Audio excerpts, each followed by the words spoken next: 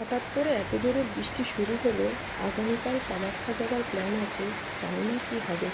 এত জোরে বৃষ্টি ভাবতেই পারছি না। এই দেখো কত জোরে জল হচ্ছে।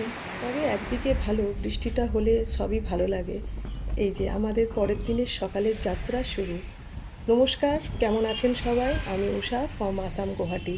চলুন আজকে আপনাদেরকে নিয়ে যাব মা কামাখ্যার মন্দিরে। এই হলো মা কামাখ্যার মন্দিরের মেন গেট। এখান থেকে আমরা শুরু হয়ে গেল রাস্তা মা কামাখ্যা মন্দিরে যাবার।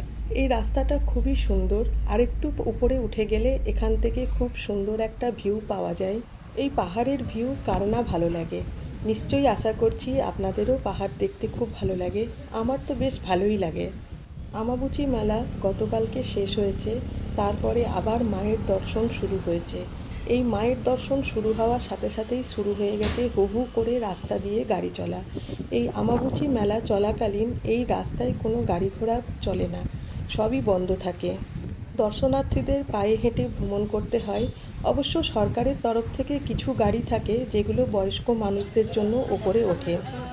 এখন আমরা চলে এসেছি মা কামাখ্যা মন্দিরের প্রায় কাছে। এটা ঢোকার রাস্তা। এখানেই সমস্ত জিনিসপত্র আস্তে আস্তে কিনতে পাওয়া যায়, পুজোর সামগ্রী পাওয়া যায়। চটি রেখে আপনাকে এরপরে ওপরে যেতে হবে। এখানে যে জায়গাগুলো দেখছেন, দোকানগুলো, এখানেই চটি রাখার ব্যবস্থা আছে। আমরাও যথারীতি নিজেদের পুজোর ডালি রেখে, চটি রেখে এবারে ওপরের দিকে রওনা। এখানে অন্ন সেবার ক্ষেত্র আছে, যেখানে সকালবেলাতে মা কামাখ্যার ভোগ 12টা থেকে খাওয়ানো হয়। আর এই হচ্ছে সিঁড়ি। এই আমরা মেন গেটে পৌঁছে গেলাম। দূর থেকে মা কামাখ্যার মন্দির দেখা যাচ্ছে। ওই দেখুন কত সুন্দর, খুব সুন্দর সাজানো আছে। তবে আজকে প্রচুর ভিড়। এই ভিড়ের মধ্যে চারিদিকে শুধু লোকের মাথা ছাড়া আর কিছুই দেখা যাচ্ছে না। এখানে চলছে এক বিশেষ পুজো। সেই পুজোর আনন্দ আপনারা এখন উপভোগ করুন, আমরাও উপভোগ করছি। চারিদিকে লোকে লোকাময়।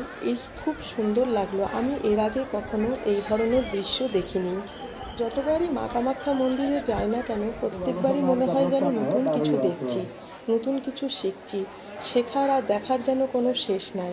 কেমন লাগছে আপনাদের অবশ্যই জানাবেন। এদের এই প্রচলিত ভাষাটা বুঝতে না পারলেও শুনতে বেশ ভালো লাগছে। সবাই প্রণাম করছে। আমি বলতে পারবো না এটা কি পুজো, তবে দেখুন চারিদিকে কত ভিড়। এই আমার মায়ের স্থান।